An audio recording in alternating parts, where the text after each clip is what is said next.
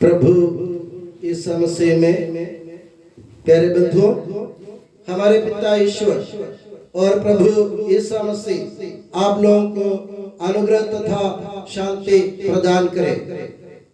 जैसे मैंने पहले आपको बताया, आज पास्का पर्व है।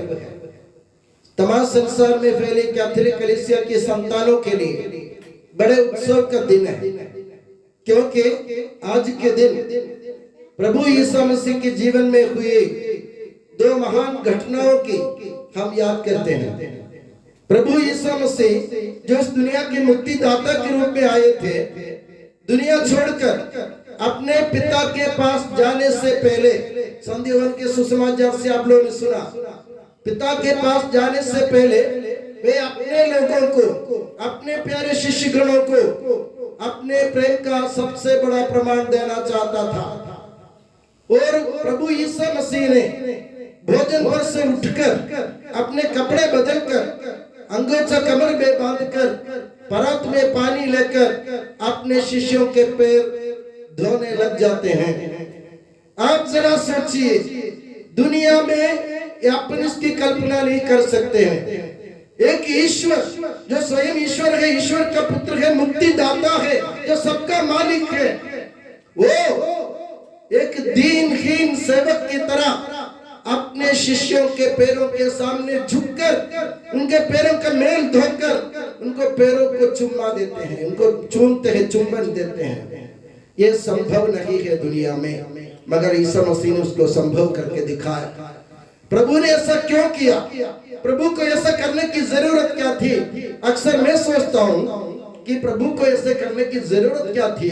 प्रभु तो प्रभु है, ईश्वर है, मालिक है, सेवकों के हम उनके गुलाम, उनके दास हैं, उनके सेवक हैं, हमारे सामने झुकने की जरूरत क्या थी? तो मेरे प्यारे बंधु, सवाल तो बहुत बड़ा है मगर उत्तर बहुत सरल है। ईश्वर हमको अपना बनाना चाहता है, क्योंकि ये सवाल मैंने नहीं, पेत्रुस ने किया था। शिष्यों के सबसे प्रथम, शिष्यों के जो नेता थे संत पेत्रुस को जब मालूम पड़ा कि प्रभु मेरे पैर धोने जा रहे हैं, तो पेत्रुस को झटका लगा, मेरा गुरु मेरा पैर धोने आए, मेरे सामने झुकने आए, संभव नहीं है, मैं उसको होने नहीं दूंगा।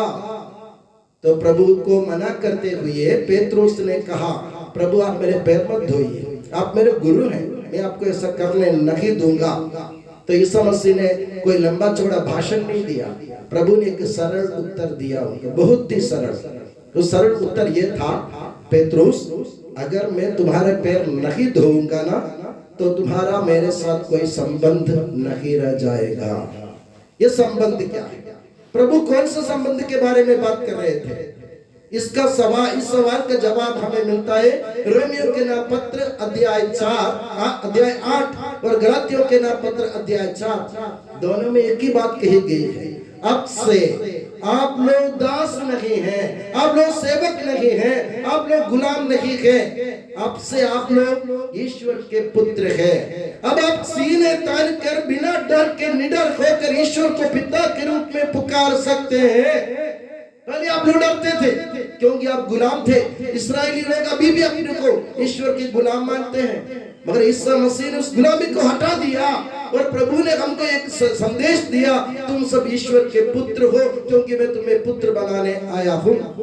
और तुम पुत्र होने के नाते ईसा मसीह के साथ ईश्वर की विरासत के अधिकारी है। पहले हमारे पास कोई अधिकार नहीं था, हमारे हक नहीं था, क्योंकि हम पापी थे, कुकर्मी थे, अन्यायी थे, हम लोग भटक गए थे। भटके हुए हम लोगों को वापस अपने सीधे रास्ते पर ले आकर प्रभु यीशु मसीह ने हमारे चरणों को धोकर एक संबंध स्थापित किया।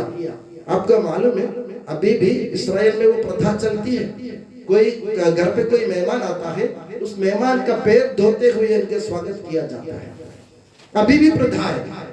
और हम देखते हैं हिंदू धर्म में पुराने जमाने में, हमारे केरल में भी लोग जो बाहर से आते हैं उनको पैर धोने के लिए पानी दिया जाता था, वे खुद धो लेते थे या घर के स्वामी पानी डाल देते थे। मगर इस्राएल में ऐसी प्रथा नहीं थी। जब कोई मेहमान घर पे आता तो घर के मालिक नहीं, घर का सेवक या घर में जो गुलाम है वही उनके पैरों को धोते थे। तो प्रभु यीशु मसीह ने उस प्रथा का निर्वाह किया। मालिक की जगह, गुलाम की जगह प्रभु यीशु मसीह स्वयं सेवक के रूप में उस पानी को लेकर अपने शिष्यों को पैर धोने लगे। और इस्राएली लोग ऐसा मानते थे कि पैर धोकर एक व्यक्ति को अपने घर में स्वीकार करना मतलब उस व्यक्ति को अपने घर का सदस्य मानना होता है।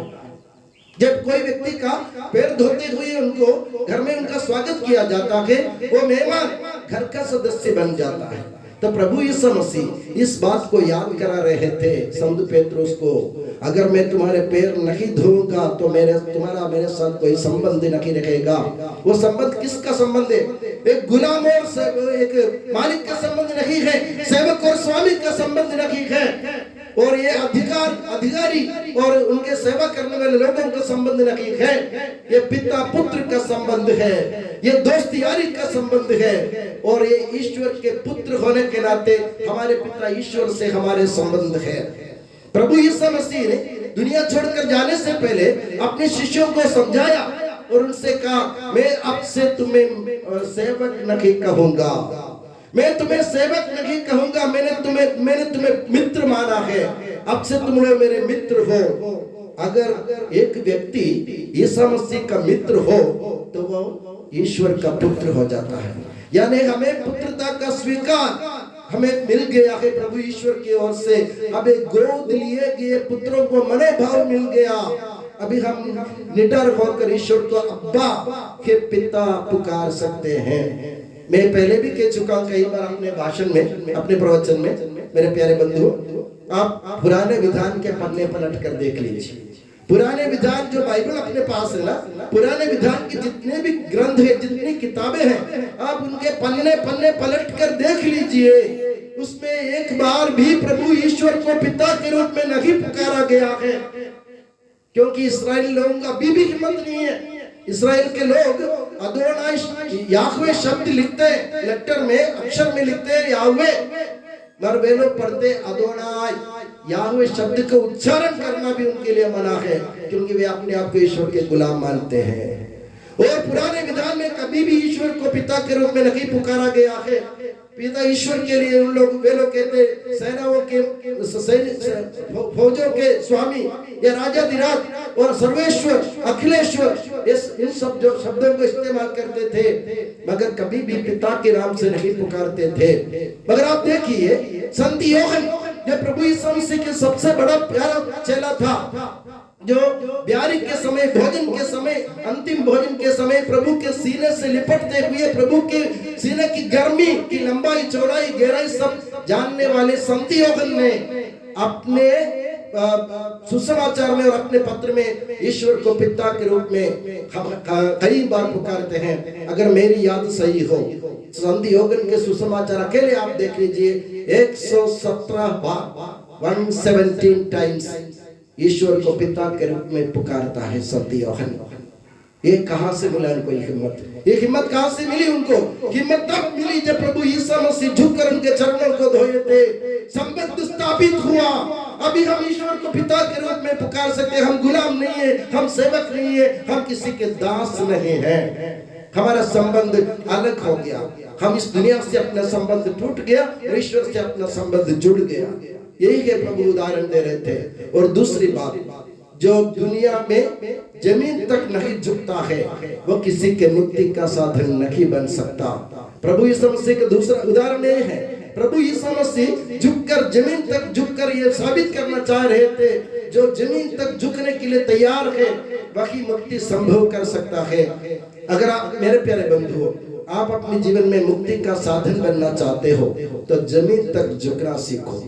जमीन तक झुके बिना आप किसी के भलाई नहीं कर सकते हैं।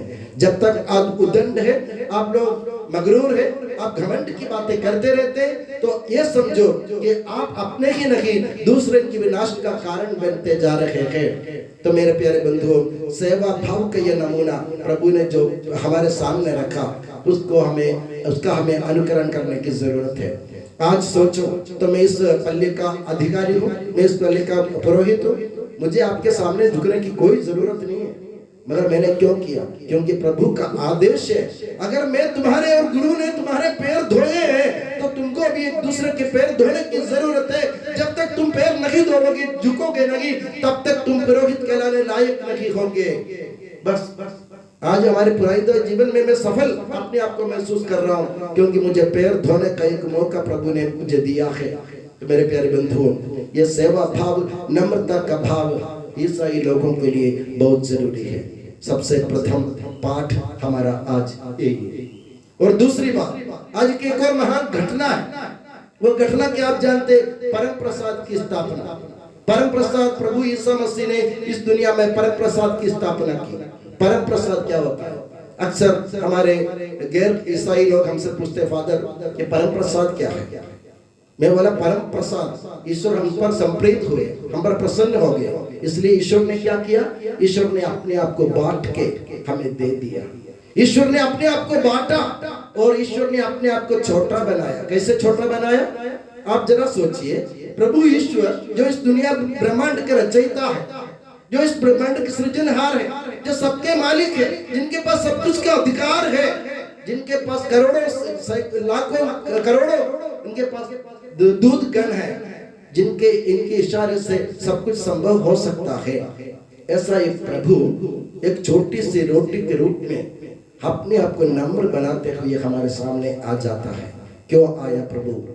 इसलिए कि जब तक हम प्रभु के शरीर और रक्त को खाएंगे और पिएंगे नहीं, तब तक हमें मुक्ति नहीं मिलेगी। कारण क्या है?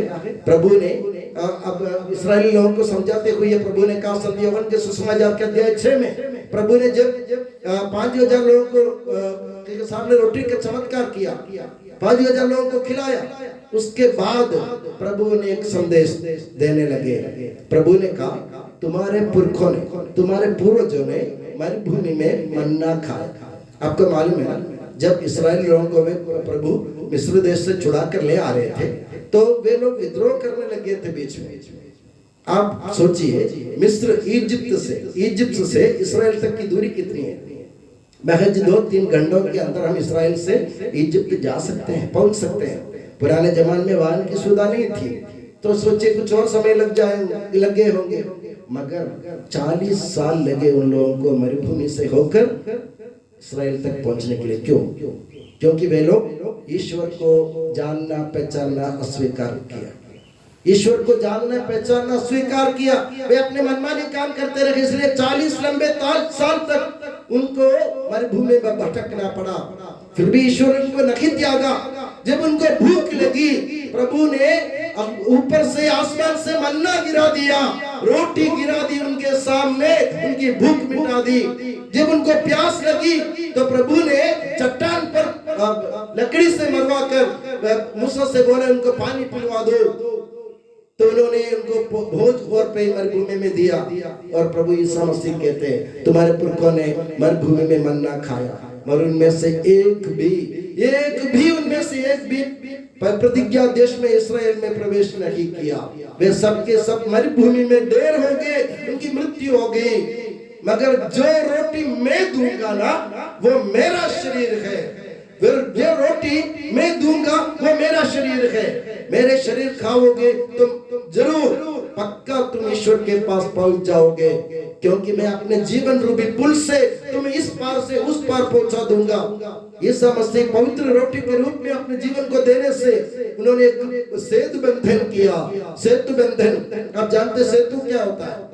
पुल है ना। एक खाई से खाई के आर पार जाने के लिए हमें एक सेतु या पुल की जरूरत होती है। इस दुनिया रूपी खाई में और स्वर्ग राज्य के बीच में खाई जो बनी हुई है, जो गर्त है, उसको भरने के लिए प्रभु ने एक पुल के रूप में अपने जीवन को बिछा दिया। आप याद रखिए, लाजरुस के जो दृष्टांत है उसमें जो अमीर व्यक्ति जो नरक में पड़ा हुआ था, वो इब्राहिम से याचना करते विनती करता है कि मेरी जीभ ठंडी करने के लिए लाजरुस को भेजिए। तो इब्राहिम ने उत्तर दिया, यह संभव नहीं है, क्योंकि हम लोगों के बीच में बहुत बड़ा गर्त है, कोई इधर से उधर नहीं जा सकता और कोई इधर से उधर नहीं आ सकता। कारण क्या है? बहुत बड़ा गर्त है। ये गर्त भरने के लिए ही प्रभु ने अपने जीवन को एक पुल के रूप में बिछा दिया पवित्र रोटी में। अब प्रभु यीशु मसीह को खाकर, प्रभु यीशु मसीह को खाते पीते हुए हम लोग ईश्वर के पास पहुंच सकते हैं। ये दुनिया के सबसे बड़ा चमत्कार है मेरे प्यारे बंधुओं, वे दुनिया के सबसे बड़ा चमत्कार। अगर आपसे कोई पूछे ईसाई होने के नाते इस दुनिया के सबसे बड़ा चमत्कार क्या है, तो निसंकोच बेहिचक आपको बोलना है पवित्र परम प्रसाद है। कारण क्या है? जैसे मैंने आपसे कहा, इतना बड़ा ईश्वर जो दुनिया के नियंता है, सृजनहार के मालिक है, अधिपति है, सब कुछ के मालिक है, वो स्वयं को छोटा बनाकर एक रोटी के रूप में हमारे सामने प्रस्तुत हुआ। और प्रभु ने उनको, अपने चेलों को आश्वासन दिलाया था। क्या दिलाया था? प्रभु ने कहा था, मैं दुनिया के अंत तक तुम्हारे साथ रहूंगा। तुम्हारे साथ रहने के लिए एक पवित्र रोटी के रूप में अपने आप को प्रभु ने फिर से नम्र बनाया। ये नम्रता का जो की भावना है, वो हम उसकी हम कल्पना नहीं कर सकते हैं मेरे प्यारे बंधुओं। और प्रभु यीशु मसीह अपने रक्त और अपने शरीर और रक्त हमारे लिए क्यों दिया? इसलिए रोमियो के नाम पत्र में लिखा है, रक्तपात के बिना मुक्ति संभव नहीं है, पाप क्षमा नहीं होती है। अगर हमारे पापों को क्षमा करना हो तो हमें प्रभु रूपी रोटी को अपने जीवन में ग्रहण करने की जरूरत है। इसलिए पवित्र परम प्रसाद हमारे लिए दी गई सबसे बड़ा प्रमाण है ईश्वर के प्रेम का, सबसे बड़ा प्रमाण। इससे बड़ा कोई प्रमाण ईश्वर के पास कभी है ही नहीं, कभी होगा भी नहीं। क्योंकि खुद को देना, खुद को एक भोजन के रूप में देना, वो भी एक ईश्वर हमारे लिए कल्पना के परे है। दुनिया में आप जानते हैं लोग ईश्वर के नाम पर क्या क्या करते हैं। आपको मालूम है आजकल क्या हो रहा है हमारी दुनिया में? हमारी दुनिया में धर्म के नाम पर, संप्रदाय के नाम पर लोग आपस में बटे हुए हैं, और वे लोग आपस में भिड़ जाते हैं, लड़ जाते हैं और आपस में मर जाते हैं। किसके लिए? ईश्वर के लिए। यीशु मसीह कहते हैं हमसे, तुम मेरे लिए मत मरो, तुम मत मरे, मैं तुम्हारे लिए मरूंगा, तुम मेरे लिए जियो, मुझे खाओ और पियो, तुम जियो और मेरे लिए जियो, मेरे गवाह बनकर जियो। मेरे लिए लड़ने भिड़ने के लिए मैंने तुमको नहीं भेजा। मेरा संदेश फैलाने के, प्रेम का संदेश फैलाने के लिए, शांति का संदेश फैलाने के लिए मैंने तुम्हें अपने दास के रूप में नहीं, तो अपने मित्र के रूप में मैंने तुमको इस दुनिया में भेजा है। तो मेरे प्यारे बंधुओं, पवित्र परम प्रसाद ग्रहण करते समय आप ये सोचिए, ये हमें पवित्र करने वाला एक अंगारा है। अंगारा क्या है मालूम है आपको? ये आग के जो अंगारे आप बोलते हैं, अंगारा क्या होता है? अंगारा सब कुछ शुद्ध कर देता है। जब नबी इसायास को प्रभु ईश्वर के दर्शन हुए तो बलिवेदी के सामने, तो प्रभु ने उनसे पूछा, मैं किसको भेजूं? मेरे गवाह के रूप में, मेरे संदेशवाहक के रूप में किसको भेजूं? तो इसाया ने कहा, मैं पापी मनुष्य हूँ, मैं आपके सामने खड़े होने लायक नहीं हूँ, तो मैं कैसे जाऊंगा? तो ईश्वर ने बलिवेदी से अंगारा निकालकर उनके जीभ में रख दिया और उनको पवित्र कर दिया।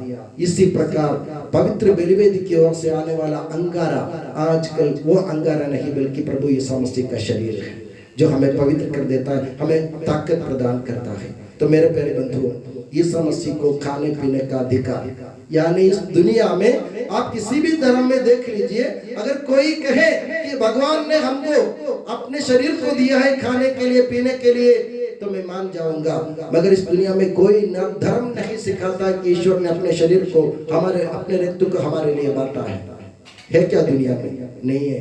प्रभु यीशु मसीह ने खुद दिया है, प्रभु ईश्वर के आदेश पर, क्योंकि प्रभु ईश्वर मौत के साथ समझौता करना चाह रहे थे कि मौत के हमारे ऊपर अभी से कोई अधिकार नहीं, पाप का हमारे ऊपर कोई अधिकार नहीं, गुलामी का हमारे ऊपर कोई अधिकार नहीं, हम स्वतंत्र हो गए हैं, ईश्वर के पुत्र हो गए हैं। तो ईश्वर के जो पवित्र शरीर जो हम ग्रहण करते हैं, वह हमें पवित्रता की ओर, शुद्धता की ओर, निर्मल मानस की ओर, अंतःकरण की ओर हमें वापस बुलाता है। संत पौलुस कुरिन्थियों के नाम पत्र में हमें एक संदेश और चेतावनी के रूप में देता है। वो संदेश एक है, पवित्र परम प्रसाद प्रभु ने पाप मोचन के लिए दिया है, जरूर है, मगर उसको ग्रहण करते समय अपने अंतःकरण को परखिए कि मैं सच्चे दिल से, निर्मल हृदय से अगर मैं इसको कबूल नहीं करूंगा, स्वीकार नहीं करूंगा, तो मैं अपने ही पाप का दंड अपने ऊपर ले रहा हूँ। तो मेरे कहने का तात्पर्य यह है, जब आपको लगे मैं इसके लायक नहीं हूँ, तो उस तरफ मुंह मोड़कर भी मत देखिए मेरे प्यारे बंधुओं। अगर आपको लगता है कि मैं लायक नहीं हूं, मैं पापी हूं, तो आप लोग बलि वेदी की तरफ, पवित्र परमप्रसाद की तरफ नजर उठा के मत देखिए। अगर आप अपने पाप की अवस्था में अगर आप उसको ग्रहण करेंगे तो आप अपने ही दंडाज्ञा अपने ऊपर लेंगे। ये प्रभु की चेतावनी संत पौलुस के द्वारा हमें मिलता है। इसलिए हम जब जाते हैं हमें यह सोचना है कि मैं मामूली रोटी ग्रहण करने नहीं जा रहा हूँ, मामूली रोटी ग्रहण करने नहीं जा रहा हूँ। कारण क्या है? ये प्रभु यीशु मसीह का शरीर और रक्त है। मेरे प्यारे बंधुओं, आपको याद होगा अभी हमारे त्रिशूर में बहुत सारी जगह, त्रिशूर में विशेष करके ब्लैक मास की प्रथा चल रही है। ब्लैक मास आपने सुना होगा, कम से कम जवान लोगों ने सुना होगा। ब्लैक मास अभी बहुत चल रहा है। ब्लैक मास वाले क्या करते हैं? वे अपने पवित्र मंदिर से अपने पवित्र रोटी चुराते हैं, किसी भी प्रकार से चुराते हैं।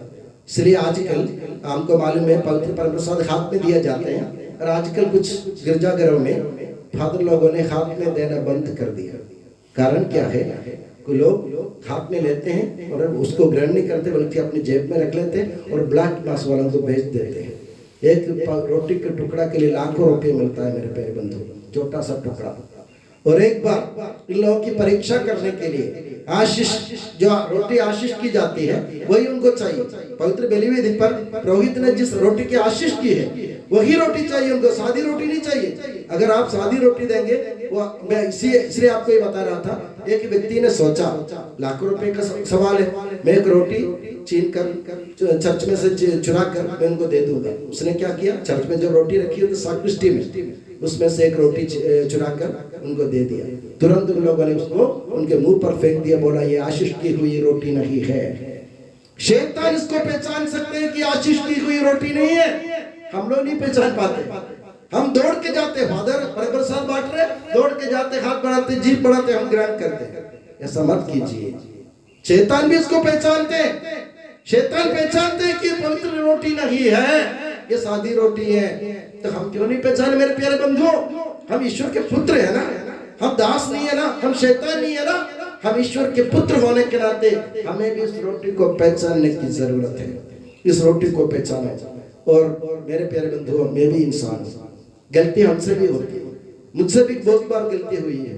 और जब रोटी ग्रहण करने या हाथ में लेने जाता हूँ, मेरे हाथ पैर कांपता है। आप लोग शायद देखते नहीं होंगे, जाने या अनजाने मेरे हाथ पैर कांपने लग जाता है, क्योंकि मैं समझता हूँ मैं इसके लायक नहीं हूँ। जब पवित्र रोटी हाथ में लेने के वक्त आता है, दिल में एक धड़कन यूं पैदा हो जाती है और मुझे ऐसा चक्कर आने जैसा लग जाता है। मैं कोई बड़ी बात नहीं कर रहा हूँ, जो मेरे जीवन में मैं अनुभव कर रहा हूँ उसको रोज जब पवित्र रोटी के पास जाता हूँ, हाथ पैर में एक कंपन होता है और हमारे हाथ पैर दूजने लग जाता है। कारण एक है कि मैं इसके लायक नहीं हूँ। तो इसी विचार के साथ हम पवित्र परमप्रसाद को अपने जीवन में ग्रहण करने की कोशिश करें और दुनिया को समझाए।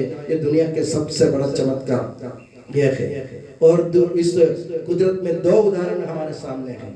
मैं हमेशा बोलता हूँ, इसलिए सब लोग सोचते हैं कि फादर हमेशा ऐसा क्यों बोलते। एक तो मकड़ी का उदाहरण और एक पेलिकन पक्षी जो इस वेदी के सामने आपको दिखेगा। एक पेलिकन पक्षी का चित्र आपको सामने दिख रहा है। वो पक्षी ऐसे पक्षी है जब उसको मालूम पड़ता है अपने चूजों को, अपने बच्चों को प्यास लगती है, आसपास कहीं पानी नहीं मिलता, तो ये पक्षी क्या करती है मालूम है आपको? अपना सीना चीर कर, अपना सीना फाड़ कर अपने बच्चों को अपने हृदय का खून पिलाती है। आपको सामने दिख रहा है ये पेलिकन पक्षी अपने हृदय चीर कर, अपने हृदय फाड़ कर खून की बूंद बूंद बूंद अपने बच्चों को पिलाती है अम्मा। दूसरा मकड़ी का उदाहरण एक है।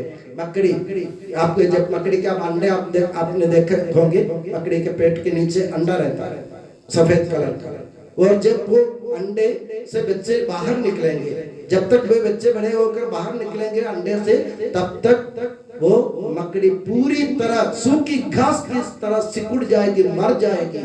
कारण क्या है आपको मालूम है? मकड़ी के शरीर में कोई रक्त नहीं, खून नहीं है। मकड़ी के शरीर में एक पानी है, एक रस है, और जब ये बच्चे अंडे के अंदर रहते हुए बड़े होते हैं ना, ये मकड़ी के रस को चूस कर बड़े होते हैं। ये सैकड़ों बच्चे एक अंडे के अंदर बैठे बैठे जब माँ के खून को चूस लेते या उसके रस को चूस लेते हैं तो वह माँ सिकुड़ जाती है, सूख जाती है। ये कुदरत का उदाहरण है मेरे प्यारे बंधु, बड़ी बात नहीं, कुदरत का उदाहरण है। हम कितने सौभाग्यशाली है, ईश्वर को खाने वाले इंसान हैं। इस दुनिया में और कोई इंसान ऐसा नहीं है जो ईश्वर को खाते पीते हैं। हमें सौभाग्य मिला है। तो आज के दिन हम प्रभु को धन्यवाद दें, दिल खोलकर धन्यवाद दें कि हमको आपने हमको सेवक के पद से हटाकर हमें पुत्र बना दिया। दूसरी बात, आपने हमको स्वयं को खाने के लिए दिया और हम आपने अपने रक्त हमें पीने के लिए दिया और हमारे पाप के मेलों को अपने आप धो डाला। आखिरी में मैं ये कहना चाहूंगा, इस्राएली लोग अभी भी पूजा बलिदान चढ़ाते हैं मंदिर में और वो बच्चों को बकरों को मारकर उनके खून बलिवेदी पर और लोगों के ऊपर छिड़कते हैं। वे लोग समझते हैं ऐसा करने से उनको पाप मोचन मिलता है। मगर प्रभु यीशु मसीह जब पुराने विधान के हटाकर नया विधान के प्रभु ने स्थापना की, तब प्रभु ने बकरे का नहीं, बछड़े का नहीं, किसी और अन्य जीव जंतु का नहीं, बल्कि खुद का रक्त लेते हुए हमारे ऊपर छिड़क देते हैं कि तुम शुद्ध हो जाओ। आज के बाद पाप का तुम पर कोई अधिकार नहीं, मृत्यु तुम्हारे पास नहीं आएगी। हम जरूर मरेंगे, हम इस संसार छोड़कर जाएंगे, मगर प्रभु का वादा है, मेरे पिता के घर बहुत सारे निवास स्थान है, मैं तुम्हें वहीं ले जाऊंगा। तो ये गारंटी है प्रभु यीशु मसीह की गारंटी। मेरे प्यारे बंधुओं, आजकल हमें बहुत गारंटी सुनने को मिलती है ना, इलेक्शन का टाइम है, बहुत ये मेरी गारंटी है, मेरी गारंटी वालों का अंबार लगाओ दुनिया में। प्रभु ने एक ही गारंटी दी, मैं हूं, तुम हो और हम पिता के पास जाएंगे। आज हमें पिता के पास जाने का वरदान प्राप्त होने के कारण प्रभु को धन्यवाद देते हुए, प्रभु के अपने जीवन अर्पित करते हुए, इस पवित्र परम शब्द के अर्थ को समझते हुए हम अपने जीवन में बदलाव लाने की कोशिश करेंगे। और मैं दुआ करता हूँ कि प्रभु यीशु मसीह और माता मरियम आप सभी को हमेशा अपनी नियामत की छत्र छाया में सुखी और सुरक्षित रखे। पिता, पुत्र और पवित्र आत्मा के नाम पर आमीन।